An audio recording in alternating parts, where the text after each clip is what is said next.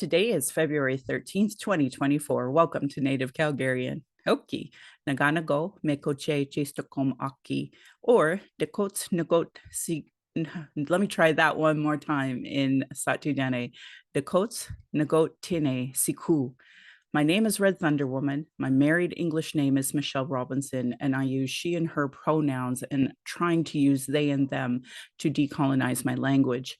I honor the Blackfoot as the elders and members have been so kind to me on my Red Road journey. Elder Red Crane taught me how to pronounce my spirit name in Blackfoot, and Leonard Kenny taught me how to pronounce my spirit name in Satu Dene. My humblest apologies to the Blackfoot and Dene elders and language keepers as I try to learn proper pronunciation.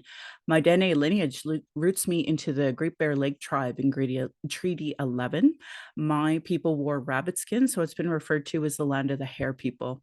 I'm native to Turtle Island, my Dene Nation, but I'm also an uninvited guest to this area. In my language, it's Clincho Tine Indahe in Satu Dene, meaning many big dog town, named after the Calgary Stampede.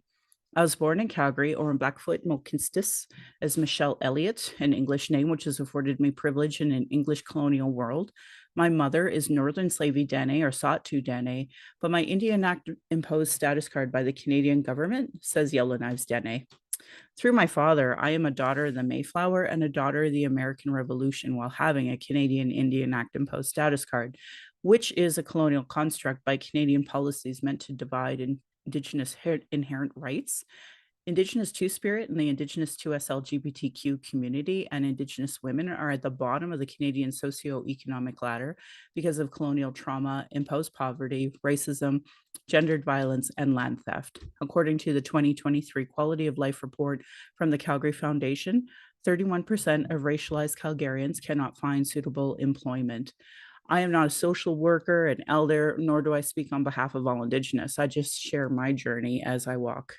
As a trauma informed Dene woman who has attempted to run for harmful colonial parties, spent money to be at expensive conventions, left my home to travel to those conventions just to vote on incomplete policies that still allow for incarceration, a denial of justice, a denial of health services, racism, colonial trauma, and genocide of Indigenous and Black peoples. I have worked to continue reports to advocate for and attempt to work within these systems meant to harm me and my community. I think of all of this today, and I hope we honor the many Indigenous lives lost for this so-called country named Canada. I hope you see your role in the importance of stopping harm, and as a citizen, see your role in reconciliation and as a treaty partner. Because again, you are not an invited guest, you are an uninvited guest. It's the treaty that allows that. My background in geomatics allows me to try to teach this to people who are open to hearing it. Pride Month should never be 1 month. It is important to understand that the straight agenda and gender violence was and is enforced on this land by Christian outsiders. Two-Spirit have always been here. Land acknowledgements are critical for creating a safer space for Indigenous, as well as honoring the host as a guest and acknowledging your role as a treaty partner in a so-called time of reconciliation. Can they be performative? Of course they can. It's important that you understand what you're saying when you talk about land acknowledgements, that they have that meaning. If you don't introduce yourself, you don't acknowledge your ancestors' story of displacement, how you perceive your role as a treaty partner, a citizen of Canada, a refugee, or other land displacement, we as Indigenous people know how safe or unsafe you are to be around.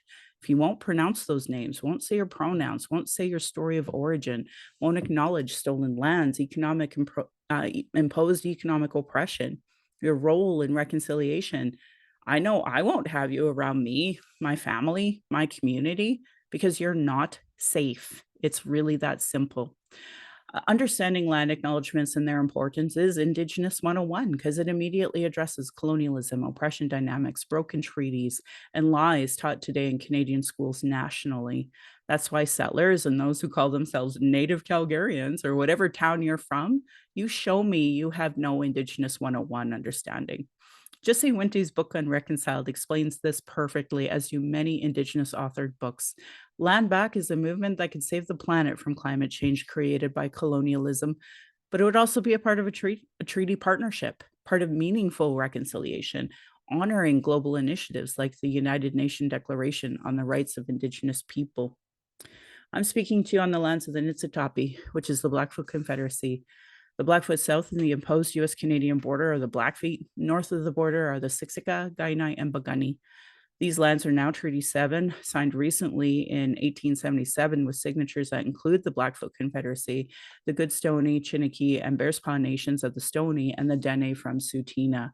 I acknowledge all First Nation, Métis, Inuit, status, and non-status across Turtle Island as the keepers of these lands.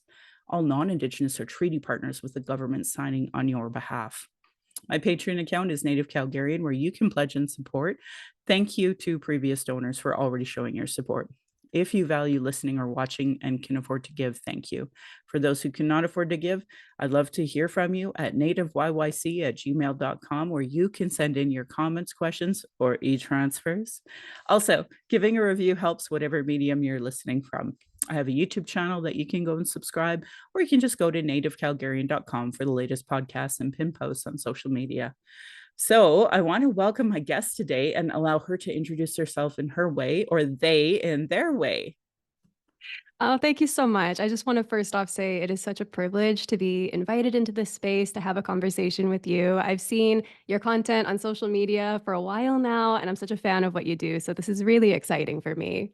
Oh, that's great. Well, I'm really honored for you to be here. Thank you. Do you want to introduce yourself in your way? Yes, of course. I do have, you can probably hear, I'm coming off the tail end of a cold. So if my voice isn't 100%, that's why. But hello, everybody. My name is Kelsey, but you can call me Kels. I want to say Oki because I am also coming in from the Treaty 7 lands of the Blackfoot Confederacy and the Niitsitapi. I am so grateful for the life that I've been able to live on these lands, for the relationships I've been able to form with community. It's such a beautiful, beautiful place. I'm really happy to be here and to be able to be so queer and open and celebrated in my life. It's been such a journey. And I think we're going to get to talk about quite a bit of that today with our respective works, our podcast. It's going to be fun. I'm so excited. So just for folks who don't know, my little one came out first with, I'm pansexual. I'm like, okay, great, you're pansexual. And then it Work. became no, I'm pretty sure I just don't like guys. And I'm like, hey, that's cool. So, Hmm. I'm trying to be the supportive mom. But of course, because I'm straight and cis and older Generation X, sometimes I miss the mark. But that's growth, right? That's Yeah. like learning from each other. And it's kind of fun and can maybe be funny even a little bit to look back on at those moments. And I think you're doing great. Oh, it's so fun. Let me tell you, I've been really enjoying when, and especially when they give me a hard time. So they are trying to use they and them for to decolonize our language, because he and Hmm. she were invented with colonialism. So they're trying to go with they and them. So I'm trying to refer to them as they and them. And even though I say my daughter, and I know youngling is something I'm trying to say, my youngling, but of course that's a Star Wars I inference was going to and say, influence. mhm. It's like it's giving a little the force be with you, but in the Yes. sleigh way, you know? Yeah. I like queerling too, my little queerlings, but Oh, that one's good. yeah, Yeah, I yeah. think that should be the move. Yeah, yeah, for sure. So hopefully I can start saying that better and edit my script so I go through and say they, them, queerling, youngling, and Oh man, you because could a get some daughter like is such sick a female. stickers. Yeah, yeah, yeah. Hmm. So yeah, that's a little bit about me. And oh, and I don't know if you ever heard of Voices, again, I'm old. 2016, when Black Lives Matter stopped the Toronto Pride Mm, parade, we had conversations here about racism. And at that time, this was before the National Inquiry Report, things like mm, that. And I was still trying to convince the gay community that Indigenous people exist and that Two Spirit were here first, and that Two Spirit need to be recognized as part of the issue of, racial colonial violence. And so that has been a very difficult journey for me because I mm. I talk to them, and there are still some folks that won't acknowledge the 2S, and still don't understand how the issue of missing and murdered Indigenous people are a part of this conversation, which again, it is Absolutely. February 13th. So tomorrow is the day that we do our marches nationally to honor those that have been killed or have gone missing over the last year. And, Hmm. ironically, it's been a lot to try to get the gay community to come and join our marches and join our vigils and join us in understanding that this is a part of their community too. And I think that's such a, I truly feel that's a failure of different folks or different groups in our community because there is no liberation for our community without liberation for all members of our community. And I think I really appreciate that we both take that kind of intersectional approach to the stories we share, the messages that we want to get out there. And yeah, I even from my experiences, I don't live in Calgary, but without naming names, there was someone who's quite a prominent figure in the community in Calgary. I had simply been asking about Asian and Indigenous queer histories in the space on those lands. And I was very much shut out of the conversation. And the tone was very, off-putting. Like I felt like an insect for even asking those questions. And I was thinking to myself, why is it just by simply asking and vocalizing, I'm being treated this way when my honestly white peers next to me were received in a very different way with this individual. So it's something that's happening for sure. Yeah, no, I'm really grateful to hear you say that, but I'm angry because I don't Hmm. want that.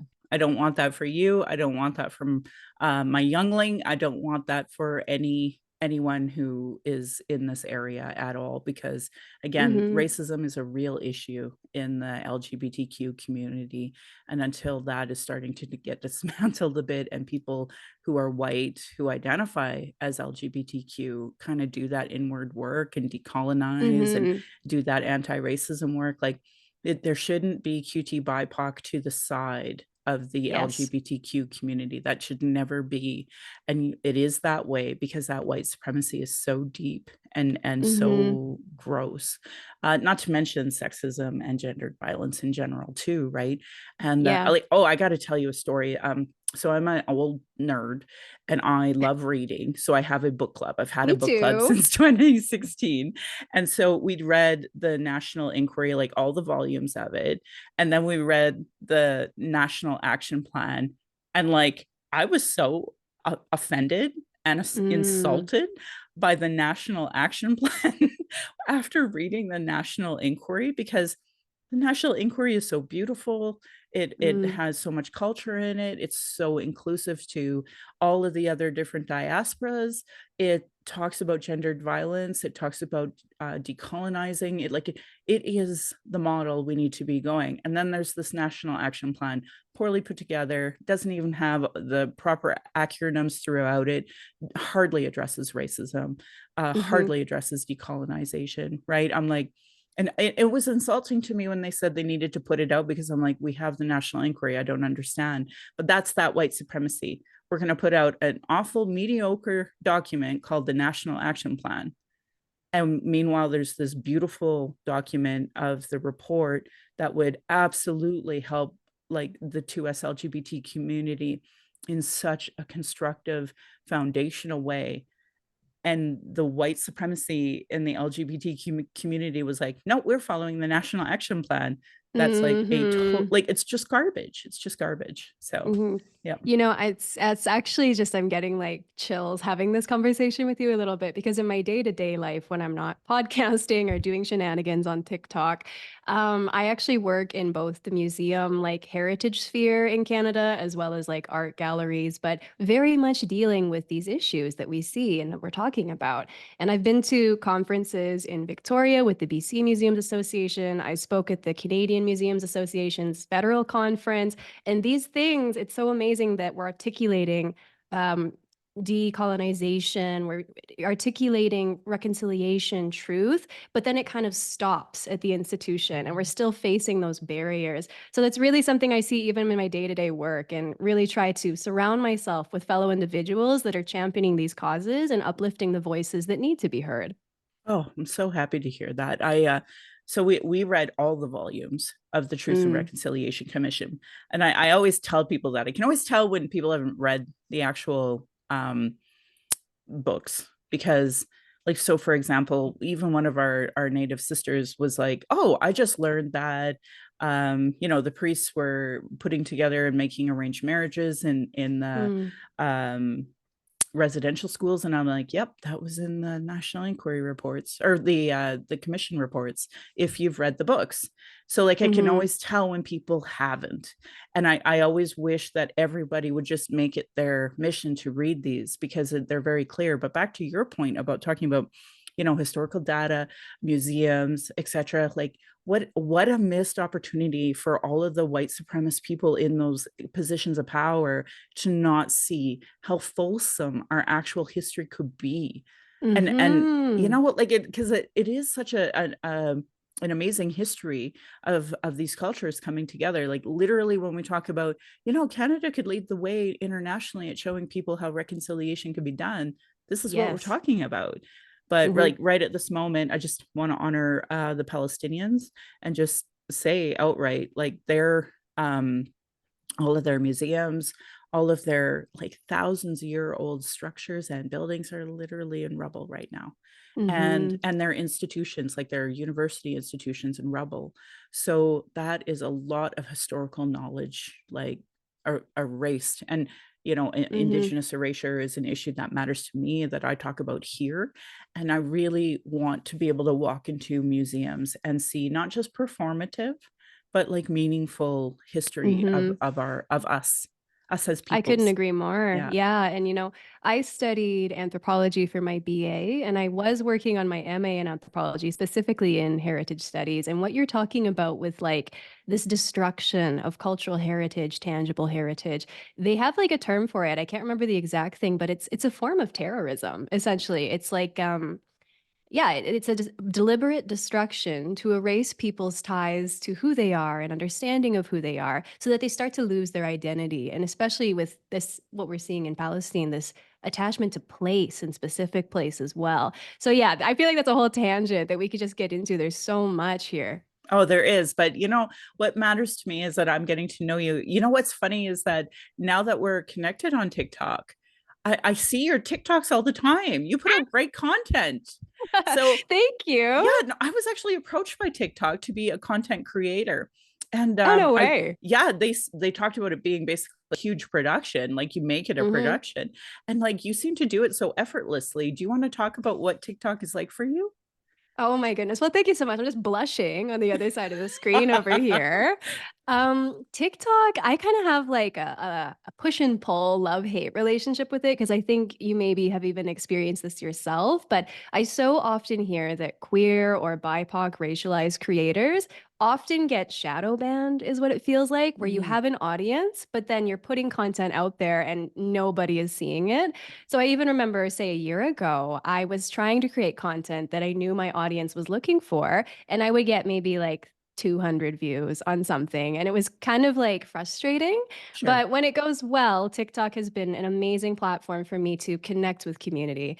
I've told this story before, but I was in graduate studies here in Lethbridge at the U of L, and it was the pandemic. I had just gone through a pretty heartbreaking breakup. And I was very alone as a queer woman.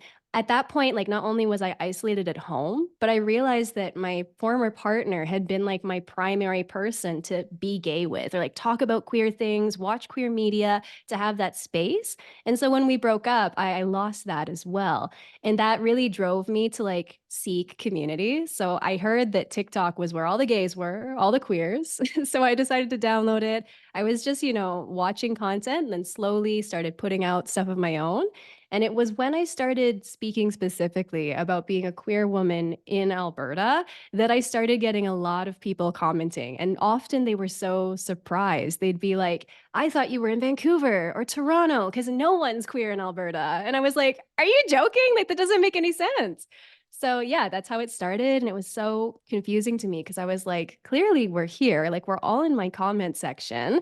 Why do we all feel so isolated from each other? Why do we feel like we can't have happy, fulfilling lives in this specific place? So I just started interviewing people. And then slowly I applied for the Tell a Story Hive grant. Have you ever heard of those before? I sure have. Yes, I'm really glad you got one. Oh my goodness. I am very fortunate enough to say that I've had two of them. So I Yes. filmed a season one, and that's what the kind of first set of episodes that are out there on the podcast came from. Season one with Tell a Story Hive. And What an experience, like getting funding, going to Vancouver to shoot a commercial. Like I was a little anthropologist in Lethbridge. I didn't see this coming, right? And then I did a season two. I've applied hopefully for a season three, but it's just opened so many doors for me. Like I've gone to speak in Ottawa. I've done all of these kind of things, and I just feel so incredibly blessed and fortunate every single day. Amazing. So you are queer, you identify as queer. How was that process being in Alberta? Oh boy. Well, I moved to Lethbridge 10 years ago now. I grew up actually 3.5 hours northeast of Edmonton in like the Bonnyville Cold Lake area. Sure. Yeah, so if you're familiar with it, Michelle, it is small. It is isolated. I wouldn't say at the time that it was particularly yassified, so I was very in the closet to Yeah. myself for a long time. It wasn't until I came here that I was really able to confront those questions of identity and to feel like in a safe, supportive space. I think everybody gives Lethbridge a bit of a bad rap, and maybe that it's a smaller town and they think it's really conservative or religious, what have you, but it is surprisingly vibrant with the queer community and very open-minded. And I have to say that I've been privileged enough that in the time I've lived here, I've never been super like aggressively discriminated against or treated excessively different. I've just felt very welcome living in this city. So I do have to give it credit for that.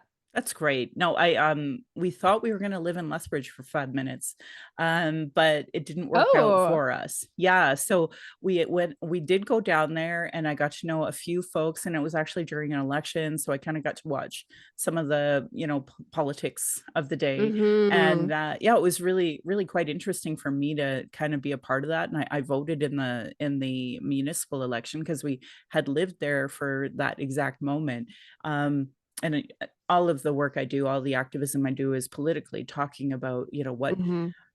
what is just the shortcomings of reconciliation basically when it comes to politics, and it's all the time, it's always. Um, I didn't want to say this yet, but I will say it right now. Even with the NDP leadership, I know a lot of white progressives think, "Oh, this is so great for us." But I have yet to hear them acknowledge their treaty relationship, anything of any of the leaders that have come out. Hmm.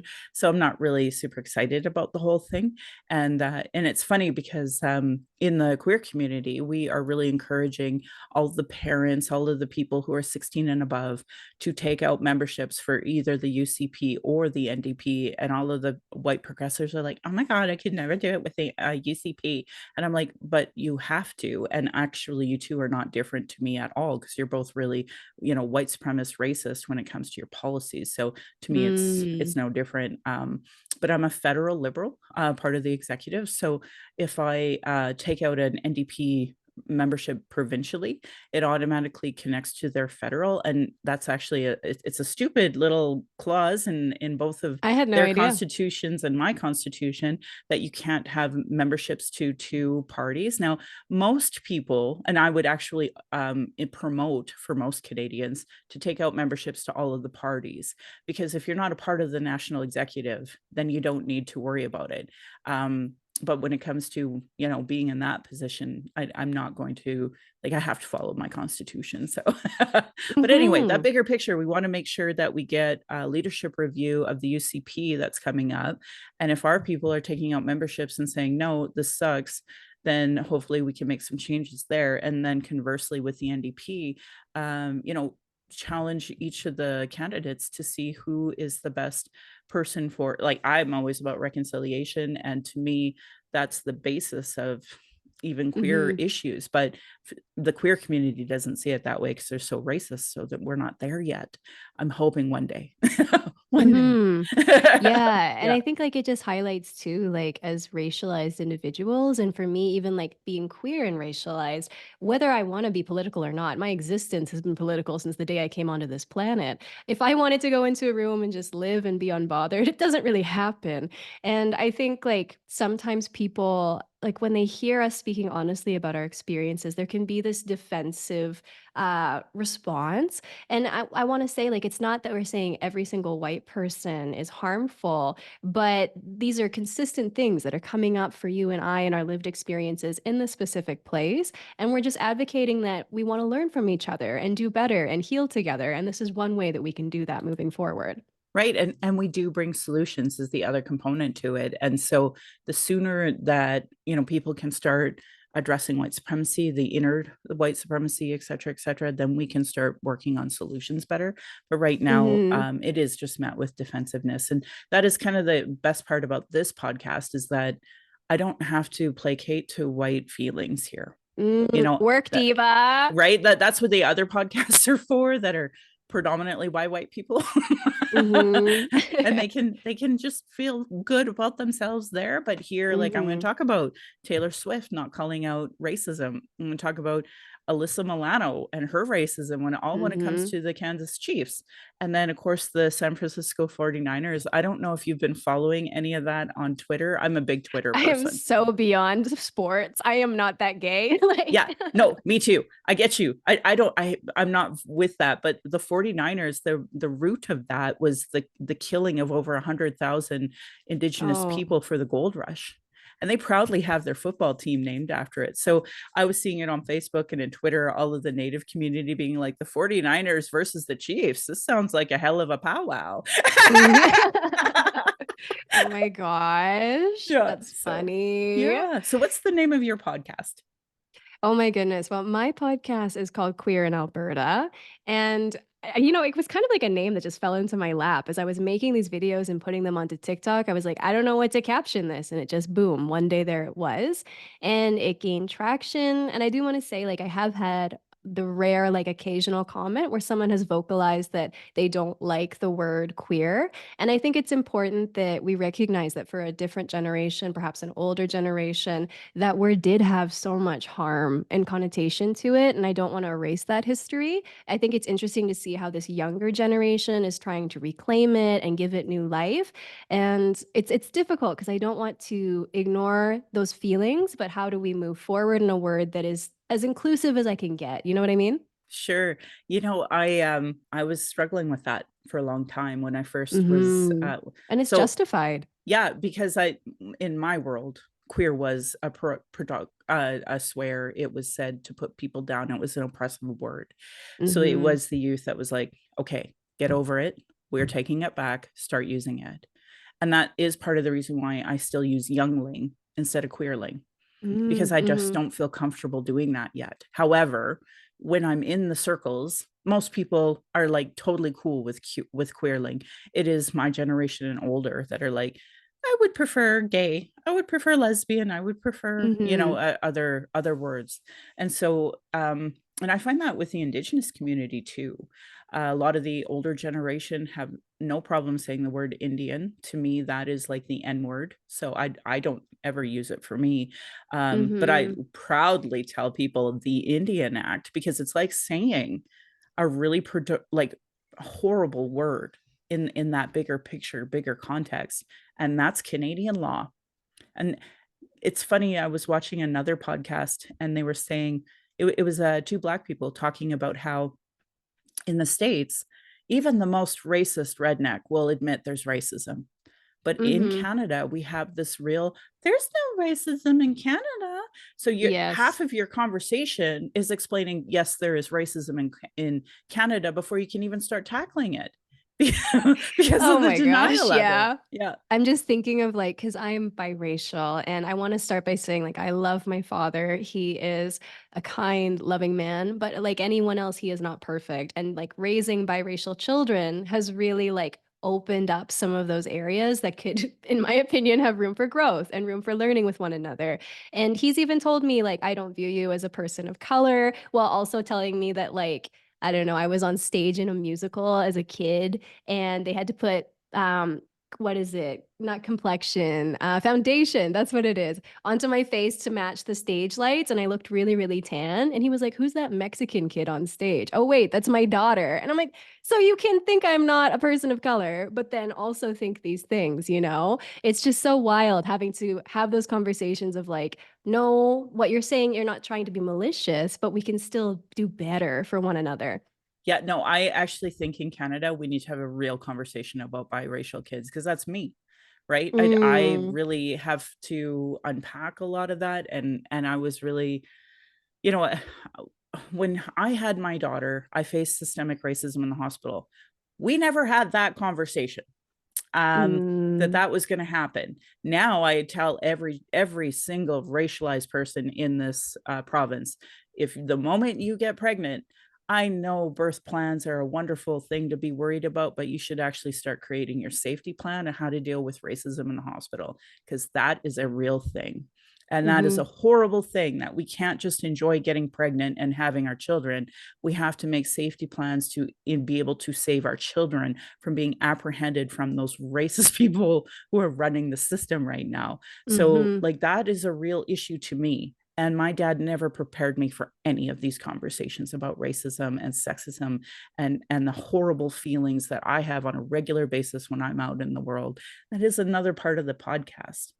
I just feel like Yes. I can safely have this conversation with you as opposed to having to Mm-hmm. be out in the real world where the police are watching. Like, did they pull over my kid?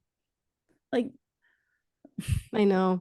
Like I feel like anytime biracial kids, no matter like if we're different ages or what, when we meet, it's like a different, like looking in the mirror in a different way, you know, like someone yeah. who can finally understand your experiences and you just feel safe with them and at home with them.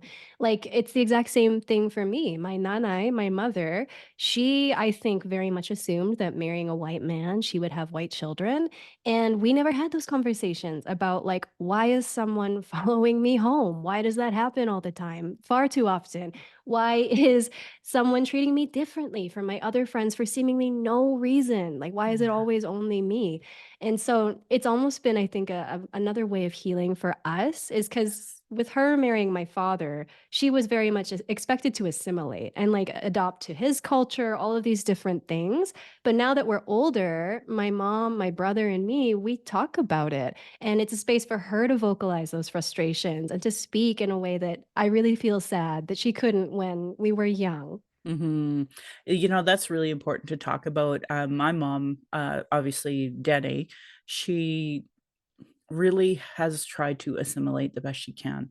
And when I Mm-hmm. would ask her questions of the past, like she just doesn't have that education, and you can tell it doesn't need to worry about it. And especially at this age, she doesn't need to worry about that.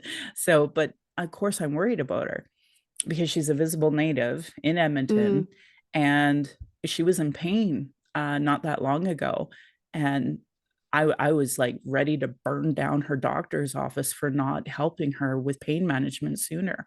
And it was mm, it was delays like, oh no, the pharmacists, they're just waiting a couple of days. I'm like, you're in immense pain that need this immense medication and we're waiting.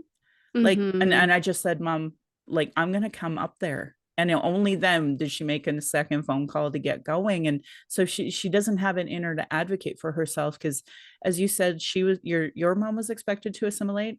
I have never Yes. met an Indigenous woman older than me that doesn't work with the system the best they can and not Mm-hmm. question it, even though their rights are completely violated in like every single institution that you can think of. So, Mm, I wish my mom, my granny, my aunts and uncles, like, I wish they had a better world, but they just don't want to talk about it.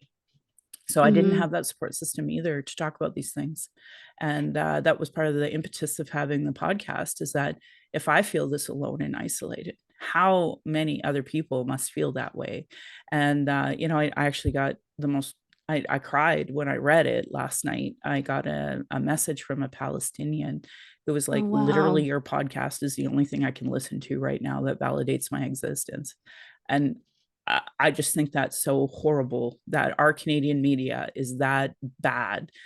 That, Mm-hmm. like, I said, like, on my book club last night, and that will usually come out after this. I said right on there, like, we're seeing genocide real time on our phones right now. Yes. And somehow our politicians and Canadian media just can't see that and won't address it. That's just so wild to me. I can't understand this world that we're living in where we have the technology that literally refutes every single word that just came out of your mouth. So Mhm.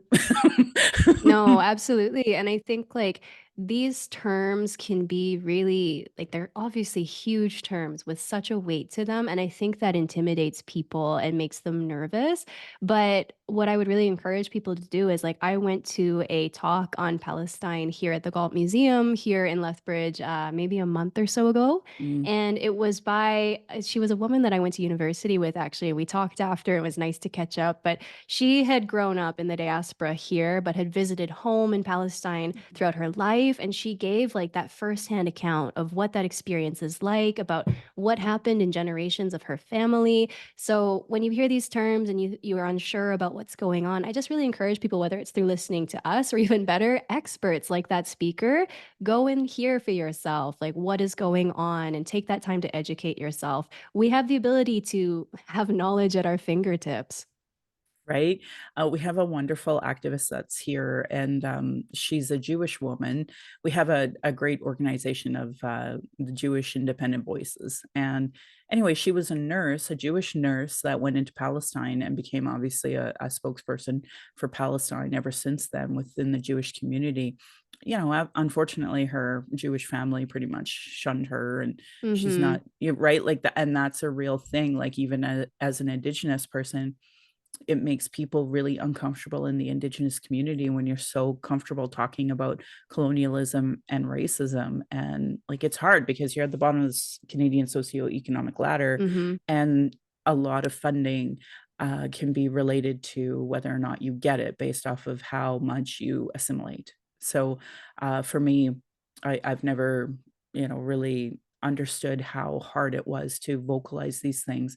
And that explains the silence too, and why so-called Yes. progressives can think that they are in a more progressive country when they actually are not. Mhm, and I think, like, even on a simple level with our experiences, I think correct me if I'm wrong, I think you might resonate with this.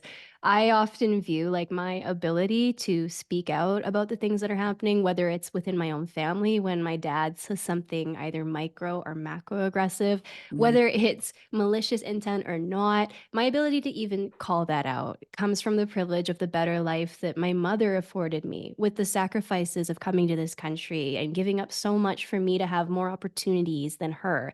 And so I feel that frustration, but I sometimes am always sitting there like, I am just so privileged that I am able to speak out about it and advocate for her because of this gift that she gave me and my brother. mm. Do you find that being in Alberta, because my dad is white and he has said some really problematic things too, but Mhm. like, I know he loves me. Like, I have Yes. absolutely never questioned that. And so I wonder for you, like, when you hear these incredibly problematic things, but they love you so much, do you feel that quite regularly too? I so do. Like, because again, I do believe that my dad and his family, they're good people. It's just they come from such a rural environment. And that's not to like, broadly paint all rural experiences in one way. Even in my podcast, I've met some amazing folks that are like queering up their small towns and living vibrantly and proudly in places you would never expect. But Yeah. in the case of my family, so much of it I know is age and culture at the time when they were growing up in small religious communities. So Yes. it's like when my dad says something, when I was younger, I used to get much more like inflammatory and upset. But now I try really hard to like meet him there and have like a normal conversation or one that doesn't get all crazy. Because he even told me recently, I was really impressed with him. He was like, he said, I like to debate in the hopes that I might learn something from you. I don't like to argue, but I want to try to learn. And that's something I never imagined my dad would say even 5 years ago. Well, I can tell you, my dad, he one of the things I got from him is that he reads. and Mhm. he read Flowers of the Killer Moon and was like he was pretty taken aback from it. And he always finds little niche books, actually, because you're in Lethbridge.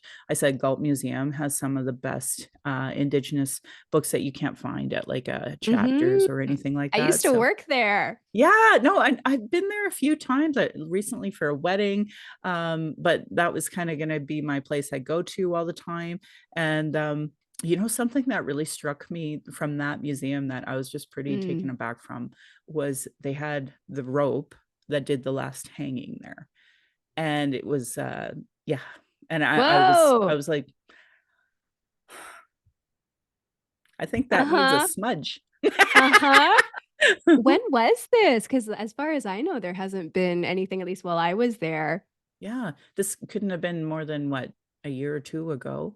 Oh my Yeah, gosh, no, whoa. it was I wanna say it was trying to highlight the Chinese community, and that was one of the highlights. I'm like, "Oh, I would've went with something different, but that's okay." Agreed, bestie. Oh my goodness. Well, I do have a positive to tell you. My best friend, her name is Kamina Weasel Moccasin, and she has been the Indigenous curator at the museum for I think just under 2 years now.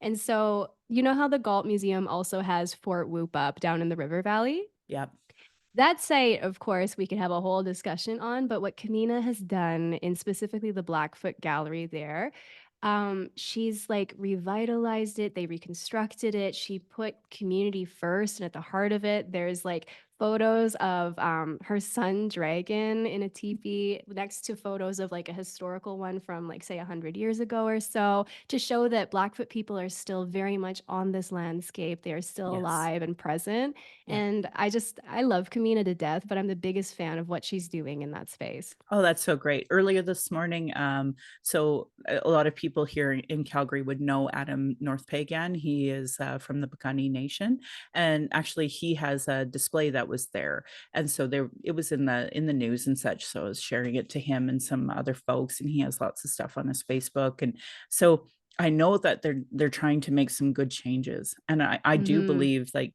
there's been a shift there. We've gone from a lot of Indigenous erasure to, hey, we're still here, and that teepee that you have in your museum that's 100 years old is actually my great grandmother's, and here's what it looks like today, and here's my Mhm. daughter's. Like so that's been a nice change, and then again, Mhm. the inclusion of the residential schools and such because like in Calgary especially we have still a movement of denialism, Mm. so it Mhm. sucks that we have to, like, showcase it in order for people to believe that it's a thing, but Mhm. it is what it is, and that's how we're gonna move on and heal from this, I believe, and then, hopefully move forward in a better way, but we'll see. I Things feel really, good right now when it comes to some things and then, poor in others. So, for example, uh, we're in Alberta, we're talking about queer issues, Danielle Smith and her hot mess the last couple of weeks. Uh-huh. I am seeing lots of community organizing though, and that has been amazing as a result to try to fight this ridiculousness because, it is a minority issue. However, Mhm. all minorities have rights and privileges that should be equal to everybody else's.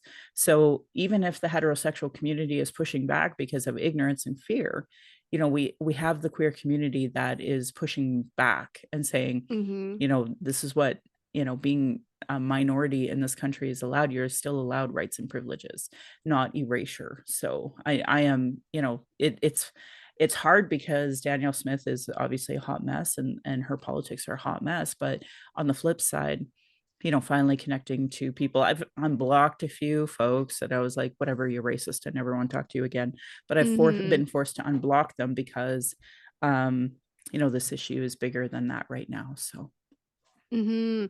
yeah. Yeah, and I think as a lighthearted way of making the a bit of funniness out of the situation, I do enjoy how so many queer folks have been calling her Marlena Smith now instead, because if you want to have your preferred name, we need parental consent.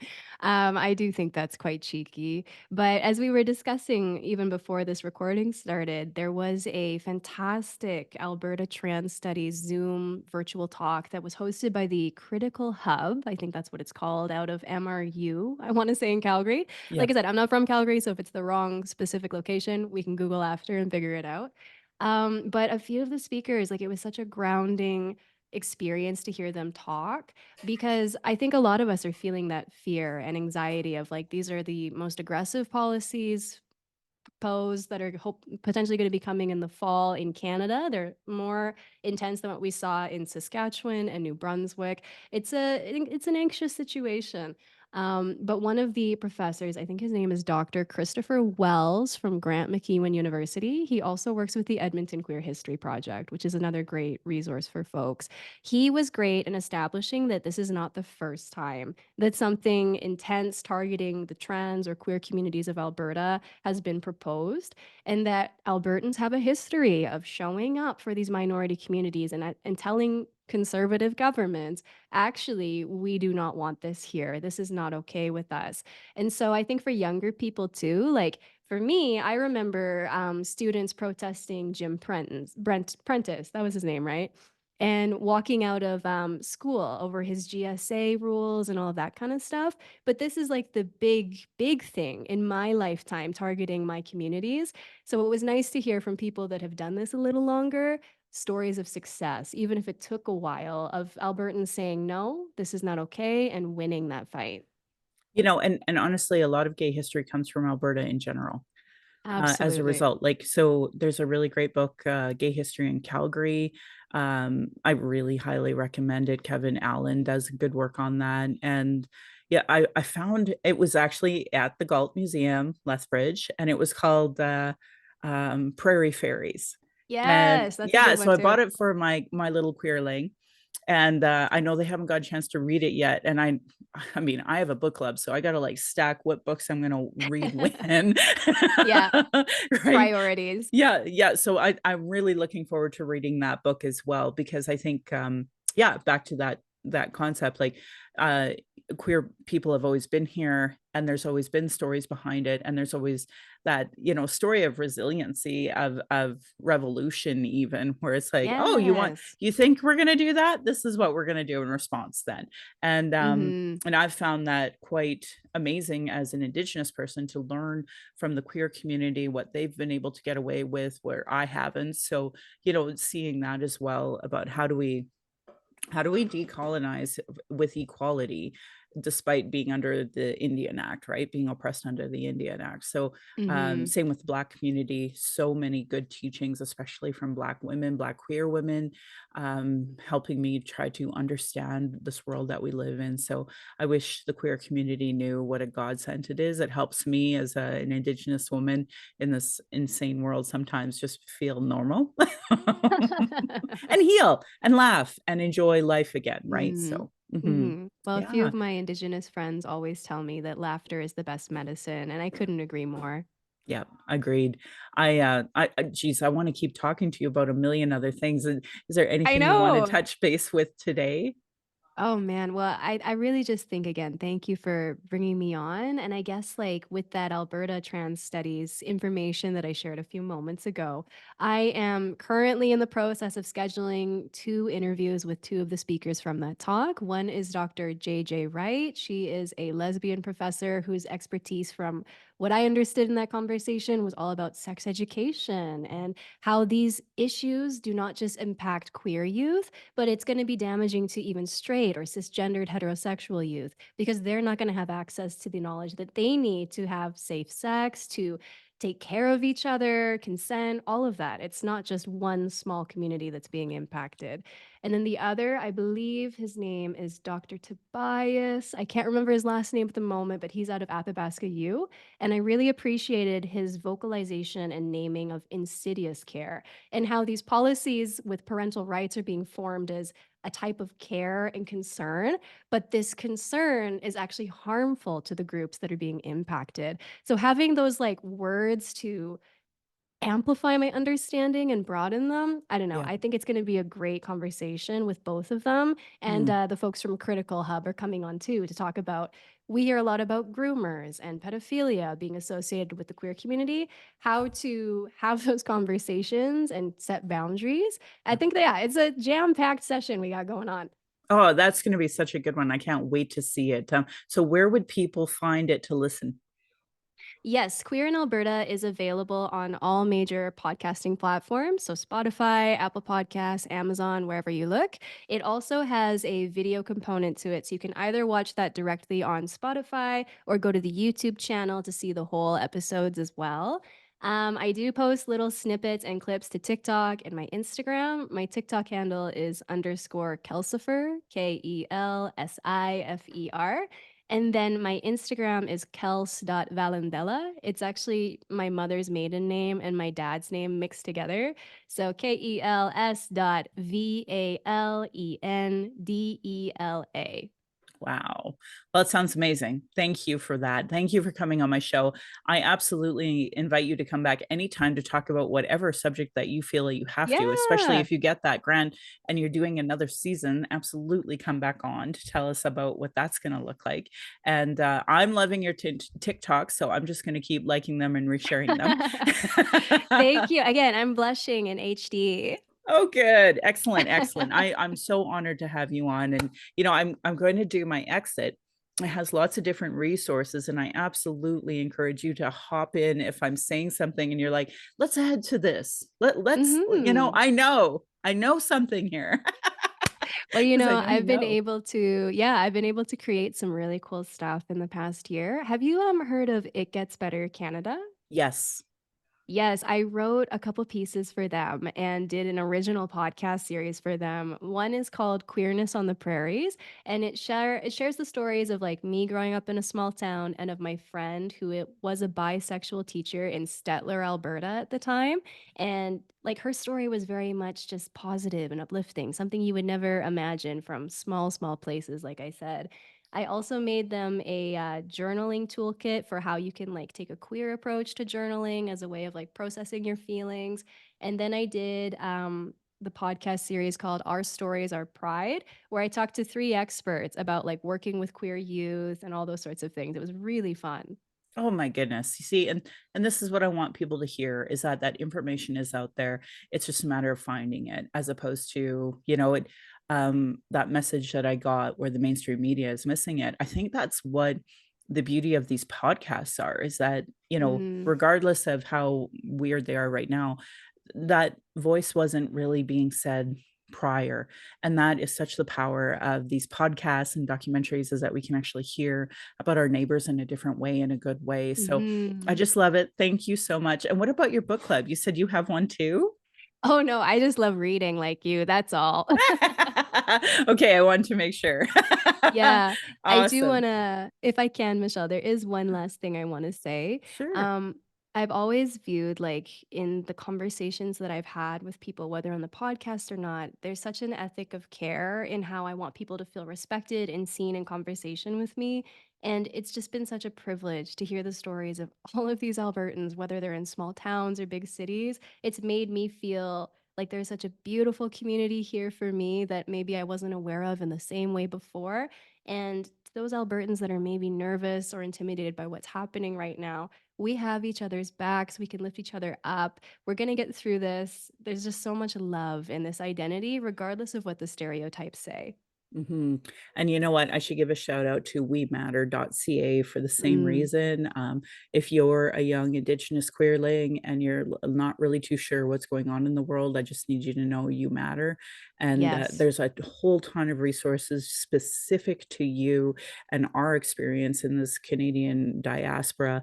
And I just want every little queerling to feel loved and validated. And I wish that they had all the resources available to them all the time. I know there's been a huge shift since I was younger. I mean, I'm so Even old. me. Yeah, like I grew up in Sylvan Lake.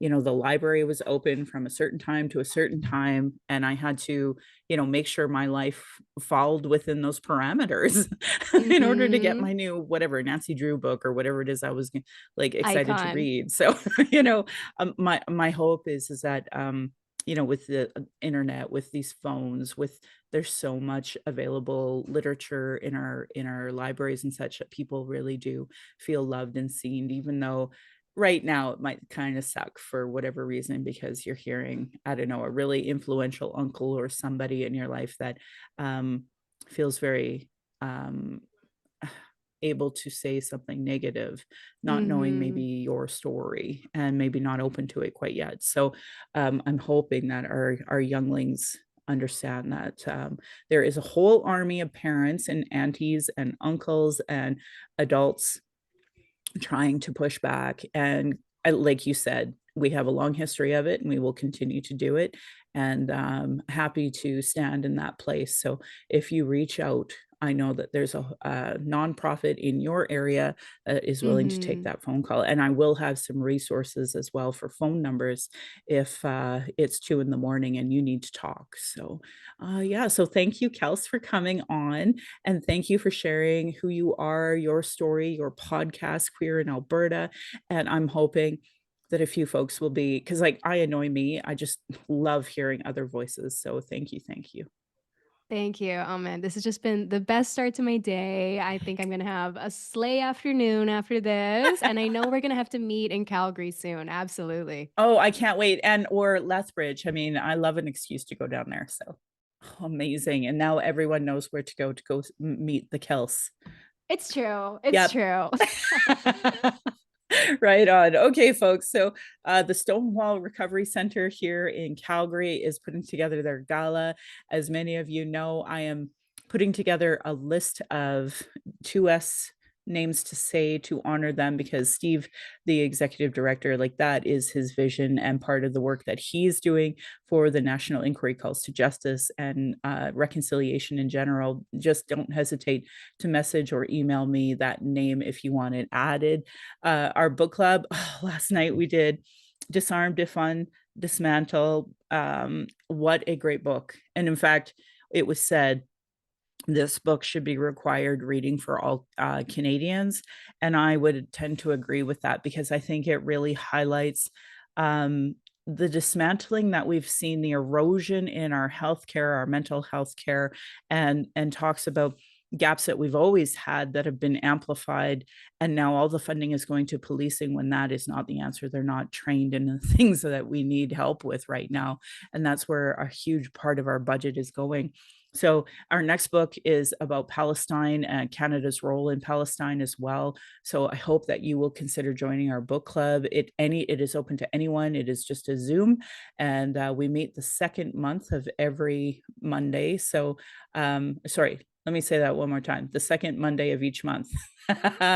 And if you are interested in doing actual work as opposed to, oh my God, I so stand in solidarity with Indigenous people, we have the Reconciliation Action Group here.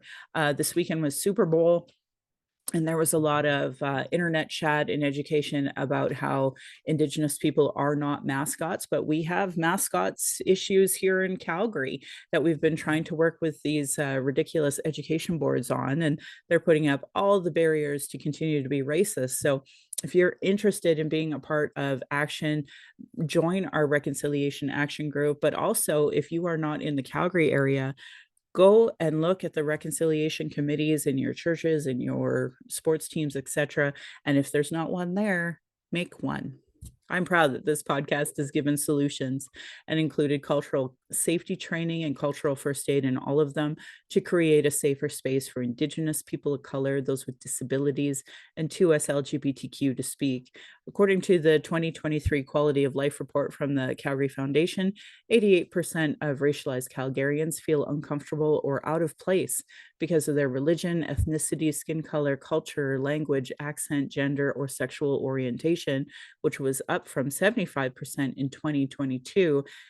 And as I say in every podcast, I'll imagine that number will go up even more in 2024 because of the issue with Palestine being a genocide and Islamophobia, um, anti-Semitism, anti-Palestinian in general. You're not even seeing that word in the media. 84% of racialized Calgarians believe that racism exists, and 66% of non-racialized Calgarians believe that. And we were just talking about, funny enough, that conversation of how there's no racism in Canada. Well, there's the stats to show it. Thank you to Cheryl Ward, Chelsea Branch, and Alicia Fritkin of hereto-help.bc.ca. They have a great section on what is Indigenous cultural safety and why I should care about it.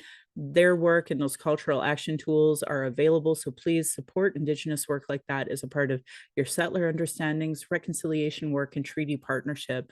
I'm just lucky enough to highlight and repeat it here.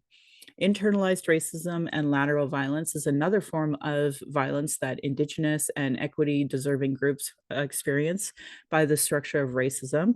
You can go to racialequitytools.org. Donna Bevins has a great section on what is internalized racism. And if you can drop her a dollar or two, that would be fabulous.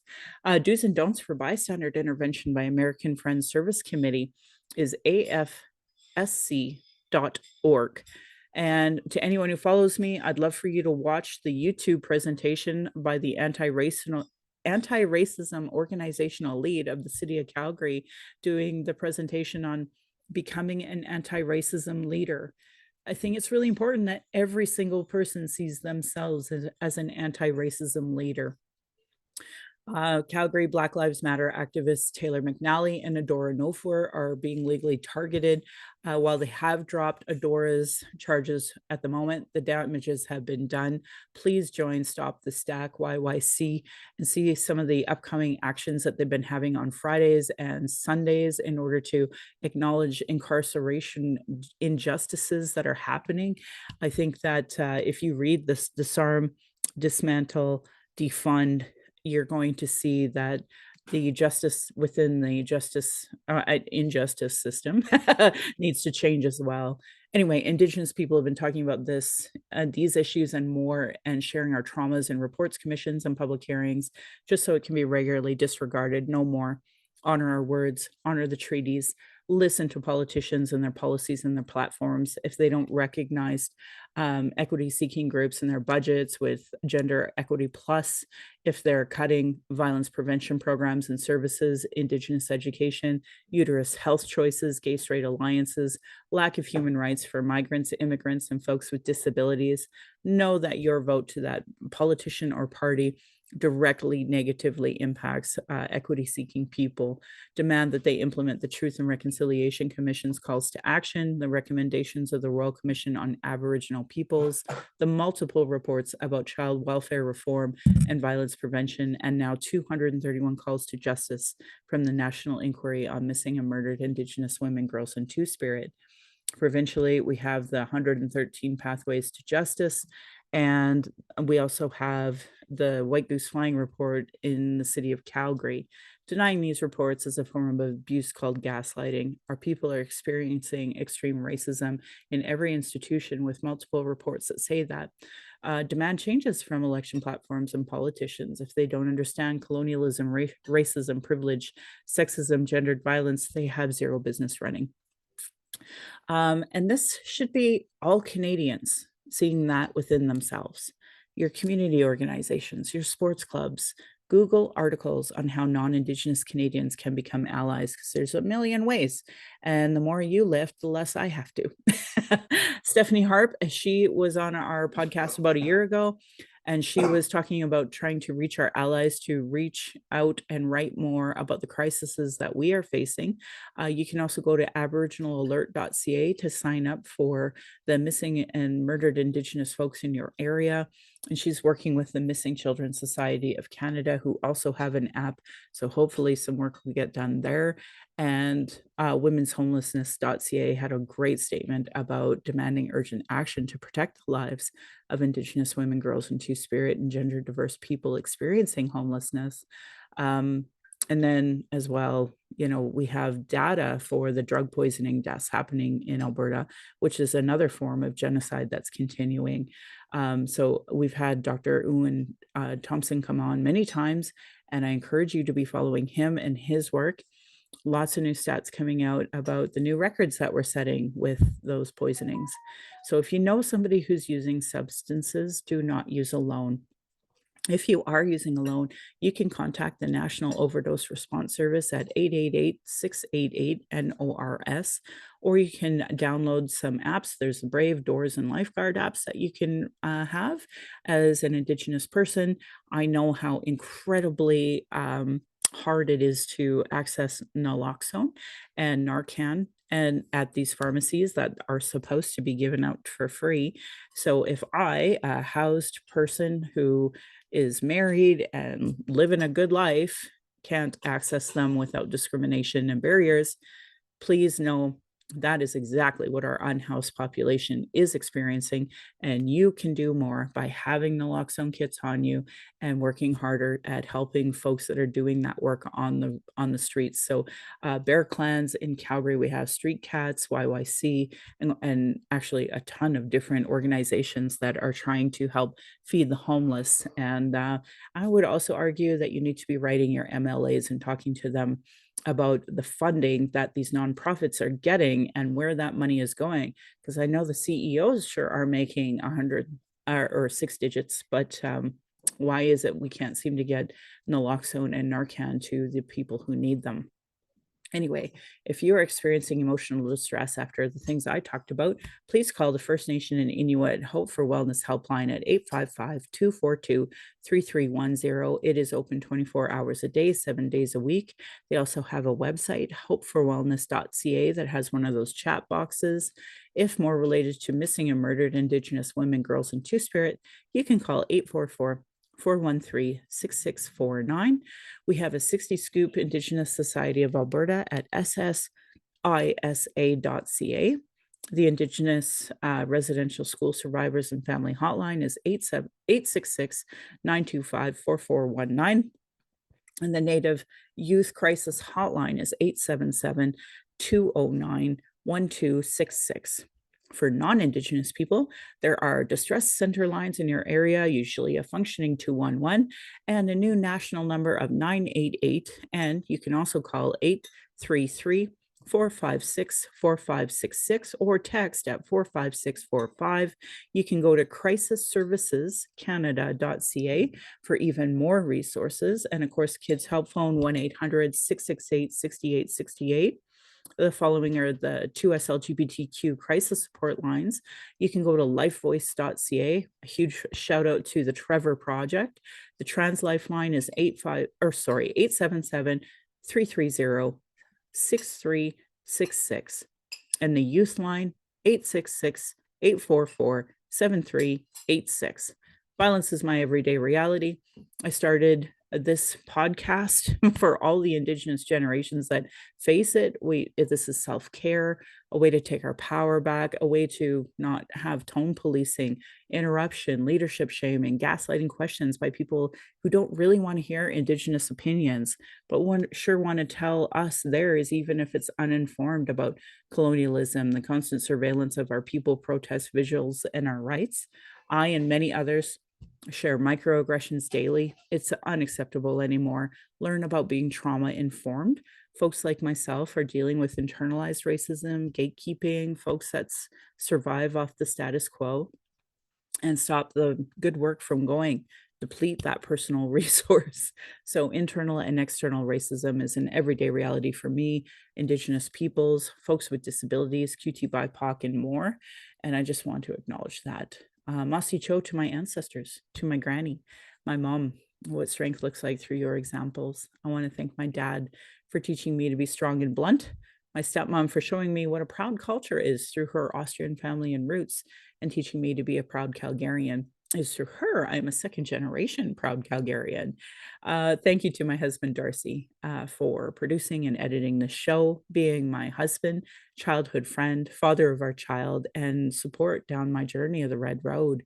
He has witnessed decades of racism and sexism.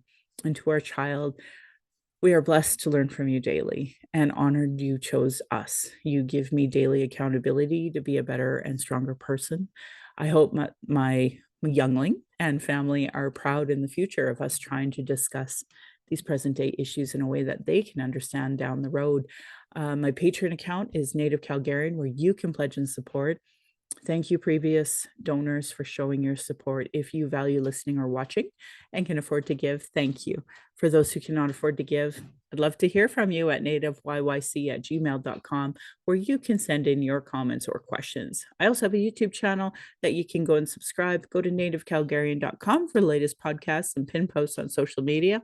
And I want to end by giving side eye to those Calgary rabbits. You're lucky I'm not tradish. And my beautiful cousin would respond, or you'd be in my dish. Thank you, folks, for listening.